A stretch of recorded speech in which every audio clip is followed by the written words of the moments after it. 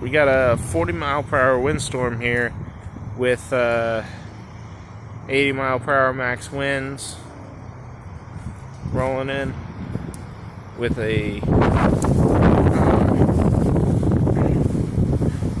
with fires in Northern California and in Eastern Oregon.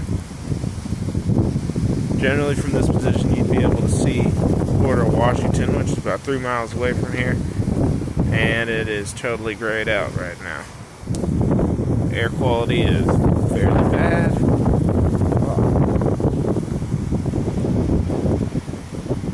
But apparently this is what I've come to expect up here in Oregon.